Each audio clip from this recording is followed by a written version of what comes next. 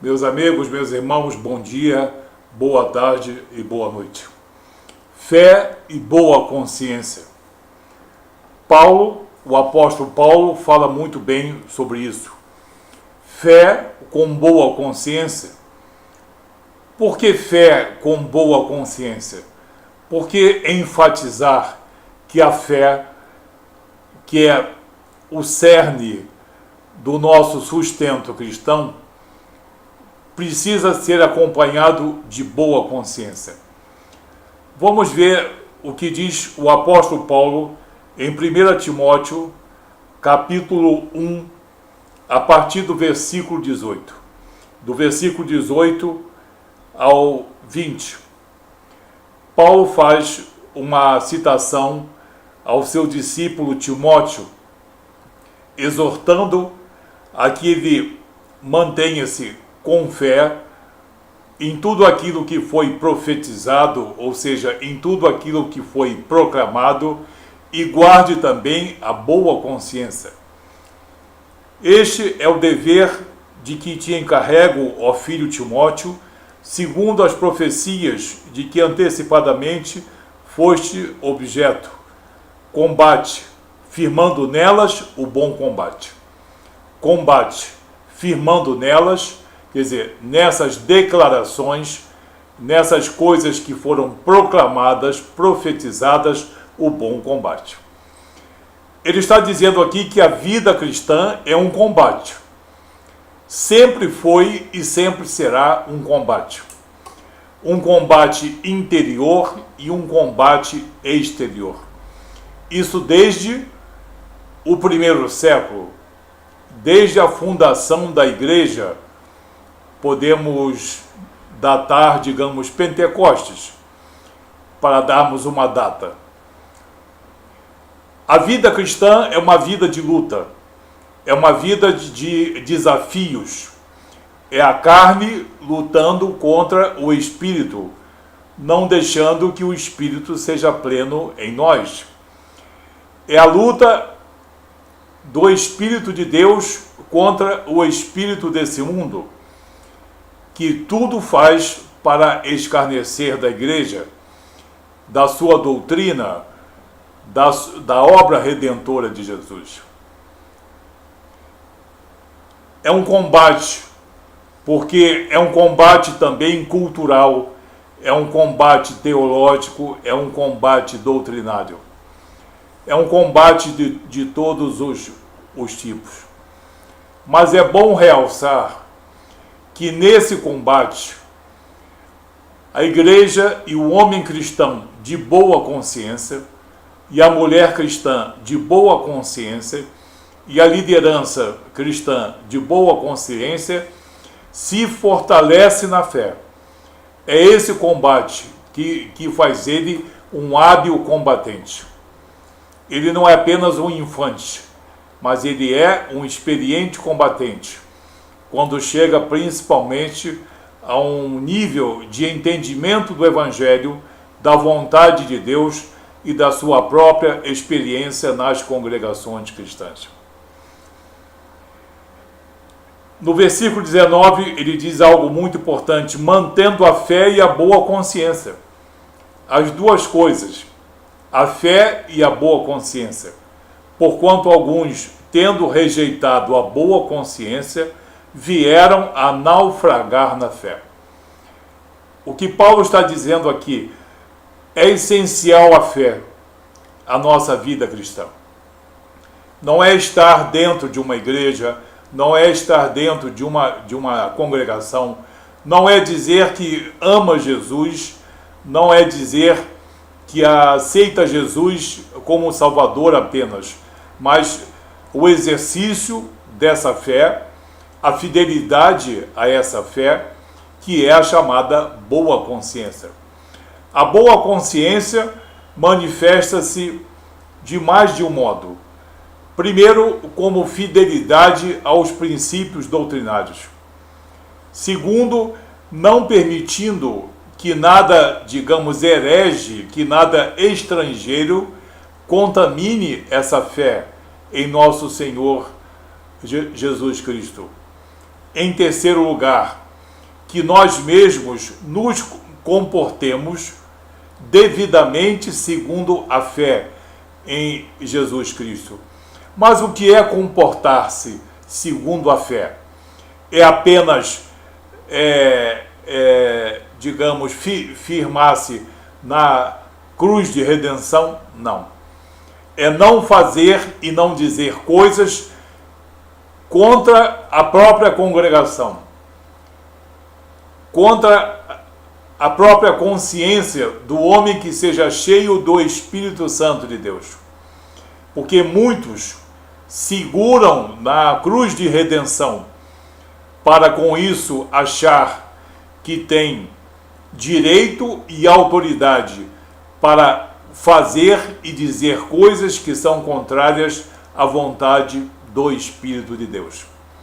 É disso que Paulo está falando. Vos é necessária a fé genuína em nosso Senhor Jesus Cristo. Mas não vamos utilizar essa fé isenta da boa consciência, que é uma disciplina moral, espiritual, teológica, doutrinária, segundo a vontade de Jesus, das Escrituras e do Espírito Santo de Deus. Porque se vocês dissociarem a fé da boa consciência, vão achar que essa fé vai autorizar a que vocês digam e façam qualquer coisa dentro da congregação ou mesmo fora, se achem com autoridade sobre ela. Porque a vontade de Deus está acima da vontade de todo homem. A palavra de Deus e a vontade do Espírito Santo está acima de todo homem, seja ele líder ou não seja líder. A palavra de Deus e a boa consciência devem direcionar a conduta cristã.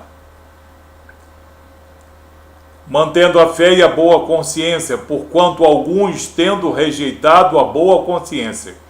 Paulo diz, naqueles que têm fé, alegam ter fé, parecem ter fé, mas naufragam na boa consciência,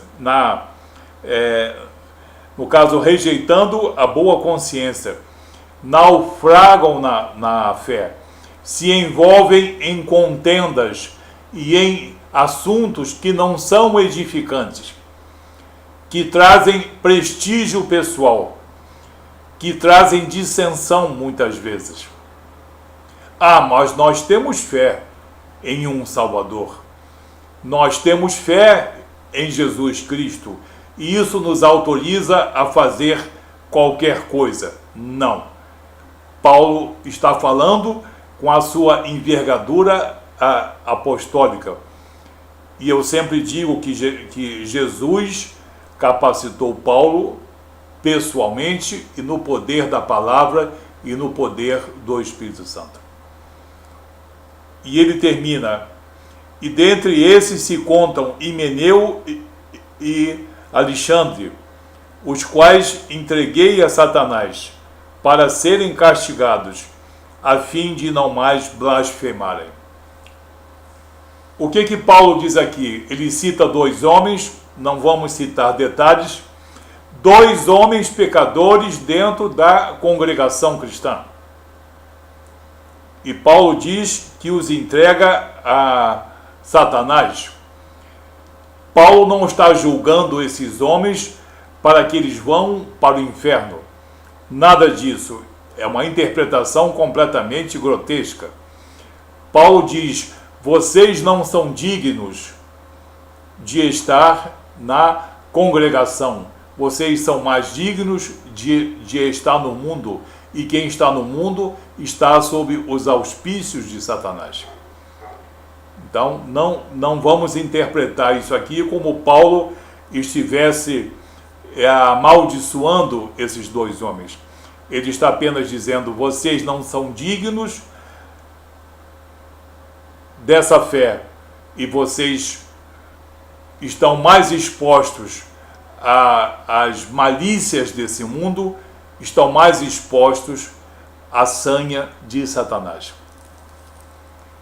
Isso é muito bom nós meditarmos nisso Porque muitas pessoas cristãs, muitas vezes insatisfeitas com coisas que são ditas, com certos aspectos, dentro das melhores congregações, umas mais e outras menos, se acham no direito, pela fé, de proferir qualquer palavra contra a congregação, trazendo dissensão, trazendo murmuração, trazendo prejuízo à comunhão no Espírito Santo que todos precisam ter. Se essas pessoas, mesmo que sejam poucas, estejam plenas de seus motivos, em seus argumentos, eles, pela boa consciência, não é pela fé e pela boa consciência, elas não podem fazer com que o seu ponto de vista ou mesmo o seu repúdio venha a ser prejudicial à congregação cristã. Muitas pessoas pensam que a cruz de Cristo, a que salva, a mesma cruz que redime, o mesmo Espírito que nos dá autoridade sobre os demônios e sobre toda heresia, vai nos sustentar em nossa indisciplina moral, em nossa indisciplina congregacional. Porque eu identifiquei um erro, dizem uns, porque eu vi alguma coisa errada sendo feita. Pois Paulo está dizendo aqui que ele também vê coisas erradas. Nem por isso ele deixa de ter um comportamento segundo a fé e guardando a boa consciência. Será que o apóstolo Paulo, um homem dessa envergadura espiritual e moral, dentro dessa envergadura teológica, doutrinária, capacitado por Jesus e capacitado pelo Espírito Santo, não é um bom exemplo? Vamos ver como é que Paulo aborda uma congregação cristã.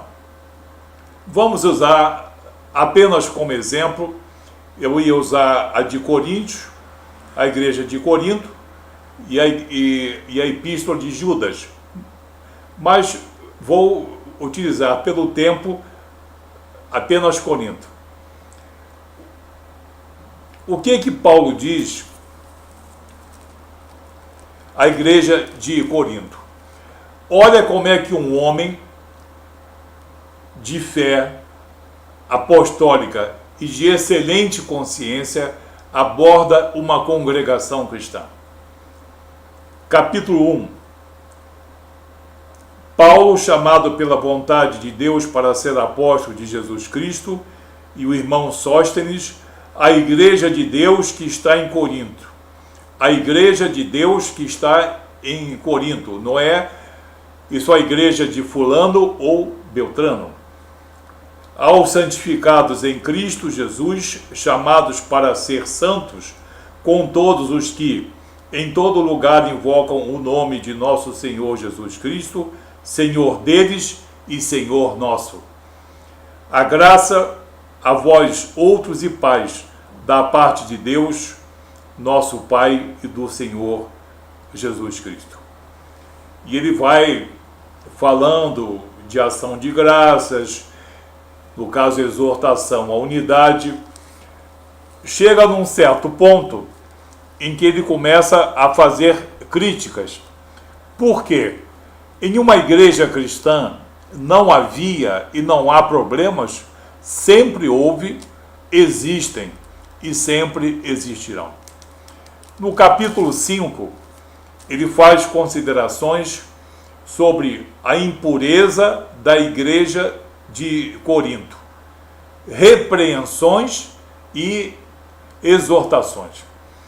Muita gente gosta quando a gente mostra alguma coisa de errado dentro da congregação cristã, mas não suportam quando a gente mostra o poder do Evangelho que está dominando o mundo, pisoteando essas heresias e essas blasfêmias que são proferidas contra a cruz de Cristo. Porém, os erros dentro da igreja fazem com que a própria igreja se aperfeiçoe, se limpe, digamos assim, de seus percalços. No capítulo 5, a partir do versículo 1, Paulo faz severas repreensões e exortações. Geralmente se ouve que há entre vós imoralidade. Sim, imoralidade na igreja de Corinto.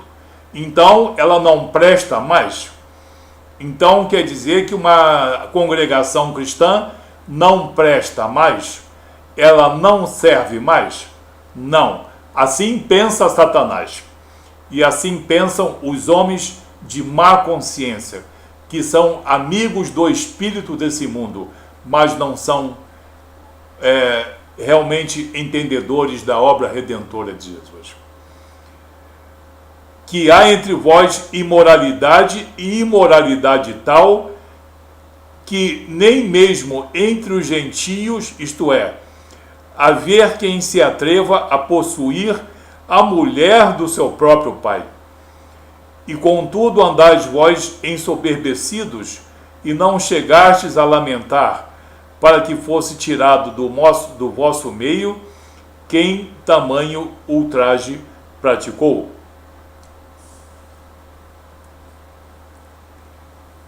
E ele diz no versículo 7, lançai fora o velho fermento, a hipocrisia, para que sejais nova massa, como sois, de fato, sem fermento, sem nenhuma hipocrisia. Ele está se dirigindo à igreja cristã de Corinto, uma igreja importante, cheia de dons, mas com muita diversidade, inclusive de pecados, mas ele não deixa de considerá-la uma vontade de Deus. Ele considera, como nós vimos na introdução, propriedade de Deus, apesar das suas impurezas. Por isso, celebremos a festa não com o velho fermento, nem com o fermento da maldade e da malícia, e sim com os asmos da sinceridade e da verdade. No versículo 11, agora vos escrevo que não vos associei com alguém que, dizendo-se irmão, for impuro ou avarento, ou idólatra, ou maldizente, ou beberrão, ou roubador. Com esse tal, nem ainda comais. Muito bem. Depois dessas exortações críticas, como é que ele termina a sua epístola? Saudações e a bênção. As igrejas da Ásia vos saúdam, no Senhor muitos vos saúdam, Áquila e Priscila, e bem assim a igreja que está na casa deles. Todos os irmãos vos saúdam, saudai-vos uns aos outros com ósculo santo. A saudação escrevo eu, Paulo, de próprio punho. Se alguém não ama o Senhor, seja anátema, maranata. A graça do Senhor seja convosco, o meu amor seja com todos vós em Cristo Jesus. Amém? Vemos a diferença como um homem da envergadura apostólica de Paulo, um cristão verdadeiro, com poder e com autoridade na palavra e no Espírito, dada por Jesus, aborda devidamente uma igreja, uma congregação, em que ele consegue identificar erros e outras abominações. E dizem que muitos, mesmo tendo fé, naufragaram na boa consciência. E olha de que maneira que ele sai. Ele sai abençoando a igreja, saudando a igreja com o ósculo santo. Mas em muitos lugares do mundo, inclusive em nosso país, basta que alguém diga ou faça alguma coisa irregular para que a congregação seja logo desprezada, para que a liderança seja escarnecida, para que o indivíduo não entre mais e lá de fora ele ainda vocifera contra a casa de Deus. Eu sei que nós somos templo do Espírito Santo de Deus, mas as congregações cristãs, elas congregam homens e mulheres que têm fé e boa consciência e estão todos reunidos em um só Espírito, em perfeita coinonia e na eucoinonia que o Espírito deseja. Esse exemplo de Paulo aqui significa que problemas existentes dentro das congregações cristãs não justificam que alguma pessoa ou um grupo, presumindo ter fé ou declarando-se ter fé na cruz de redenção, se ache com autoridade de escarnecer da casa de Deus, de promover toda sorte de injustiça e de injúria. Temos aqui o exemplo do apóstolo Paulo. Nós cristãos, e isso para aqueles também que se dizem cristãos e se acham com autoridade de vociferar contra as congregações e contra as lideranças. Eis aqui um dos muitos exemplos,